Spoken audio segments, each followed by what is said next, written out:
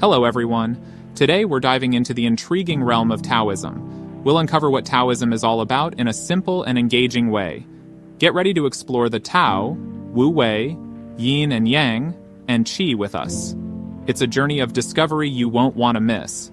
Let's kick things off by addressing the elephant in the room. Is it Taoism or Taoism? Well, it turns out both are correct, but they come from two different systems for translating Chinese into English. The Wade-Gyle system, which gives us the T, was in vogue during the 19th and 20th centuries. But let's just say it wasn't China's favorite. Fast forward to the 1950s, and China developed Hanyu Pinyin, which gives us the D in Taoism. So whether it's spelled with a T or a D, it's pronounced Tao. Now that we've cleared that up, what exactly is Taoism or Taoism? Well, it's one of China's three major religious traditions, along with Confucianism and Buddhism. Most Chinese people practice a blend of all three, except for specialized priests who may focus on just one. Taoism first sprouted roots during China's Warring States period, between the 5th and 3rd centuries BCE, an age brimming with philosophers and new ideas. While many thinkers were consumed with governance and war strategies, one philosopher named Laozi, or the Old Master, took a different approach. With a gray beard and a wealth of wisdom, he chuckled at the notion that human beings, with their limited perspectives, could claim to know the one right way to do things. He penned the Tao Te Ching, and along with Zhuangzi's text, these seminal works introduced us to the concept of the Tao, or Tao, a universal force beyond human comprehension. So, Taoism is not just ancient philosophy. It's a lens through which we can view and live in harmony with the complexities of the world. All right. Let's dive into the heart of Taoism, the Tao, also known as the Way. So, what's the deal with the Tao? First off, it's not a god, and it's not something Taoists worship. It's more like the ultimate source code of the universe. To get a little poetic, the Tao is unformed and complete, before heaven and earth were born, as the Tao Te Ching puts it. But the Tao isn't easily pinned down by words. As the Tao Te Ching states, the Tao that can be told of is not the eternal Tao. In other words, if you think you can fully describe it, you're missing the point. So, what is it then? Imagine the Tao as the flow of the universe. It's what underlies and unites all things, kind of like the Force in Star Wars. It's always been there, always will be, and isn't overly concerned with us mere mortals. It's not creating or transforming with us in mind, it just does. In Taoism, you'll hear about Li, which refers to the natural patterns and organic orders you see around you, the way water flows or the unique shape of a snowflake. Observing Li is like catching a glimpse of the Tao in action.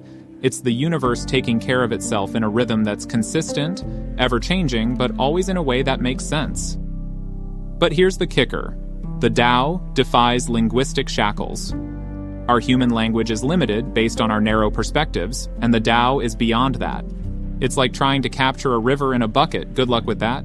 So, the mission of Taoism? Help people feel and understand this enigmatic Tao, to see its manifestations in nature, and to move in harmony with it, which leads us to the concept of Wu Wei. Wu Wei, one of Taoism's most enigmatic yet practical concepts. Wu Wei isn't about literally doing nothing. Instead, it's the art of doing without doing. Confused? Stick with me.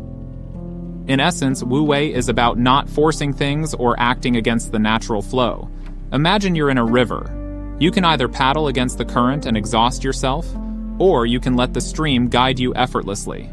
That's Wu Wei, aligning your actions with the natural course of events, kind of like judo, where you use an opponent's force against them rather than muscling through. One way to understand this is through the concept of Wei Wu Wei, doing the non-doing. It's not about dropping out of life, but about engaging with it more fully, without getting bogged down by societal expectations or rigid thought patterns. In the Tao Te Ching, the Tao is often compared to piyu, or uncarved wood. What's so special about uncarved wood? It has infinite potential because it hasn't been shaped into one specific thing. The Taoist sages argue that humans have been carved by language, societal norms, and self-centered views, limiting their natural potential. Wu Wei invites you to uncarve yourself, to shed those rigid mindsets that keep you separate from the natural world. It encourages you to stop thinking you can control or stand outside the Tao's flow. You're a part of it, whether you like it or not. So, why not sail smoothly instead of fighting the current? So, to live in harmony with the Tao, embrace Wu Wei. It's not about being lazy or passive, it's about recognizing when to act and when to let things unfold naturally. Now let's delve into another foundational concept in Taoism: yin and yang. This idea is not just about black and white symbols or dualities, but about understanding the intrinsic patterns in nature and life. Originally, yin and yang referred to the shady and sunny sides of a hill. As the day progresses, these sides are ever-changing. What's drenched in sunlight in the morning finds itself in shade by the afternoon. This continuous cycle reflects the Taoist view that nothing in the world is static. Everything is in a state of flux. In Taoism, yin and yang are neither good nor bad. They are interdependent realities that cannot exist without the other. It's not about picking a side, it's about understanding the balance and cycles between the two. You can only have yin at its peak before it transitions into yang, and then back again. This cyclical pattern shows us that life is a series of ups and downs, ebbs and flows. So, yin and yang teach us that there's no growth without decay, no happiness without sorrow, and no life without death. Everything has its counterbalance, and these apparent opposites are really just different aspects of the same cycle. In understanding yin and yang, we come closer to grasping the inherent order and balance in the universe, a cornerstone of Taoist philosophy. Next up in our Taoist voyage is qi, another term that has seeped into popular culture but often misunderstood. While the term qi in modern Chinese refers to air, like in qi bao, which means balloon, in the Taoist context, it's far more complex. Qi isn't just the building block of material things like solids, liquids, and gases. It goes beyond that. It's the animating force, the energy that permeates everything from your thoughts to your willpower. Think of qi as the Wi-Fi of existence, a network that links everything together. When qi is in flow, you're in a state of health and vitality. When it's blocked or stops, well, you're out of luck. We are all born with a certain reservoir of qi, which we can either squander or cultivate throughout our lives. Taoism teaches us to enrich our qi through breathing techniques, dietary choices, and meditation practices. This isn't just spiritual, it's also about wellness and longevity. You've probably heard of Tai Chi, often associated with elderly people gracefully practicing in parks. The full name is Tai Chi Chuan, which translates to the Supreme Ultimate Fist. Contrary to what it sounds like, it's not about combat, but about managing the internal circulation of qi. The movements are slow, methodical, and serve as a form of moving meditation that encourages the flow of qi, enhancing physical and mental well-being.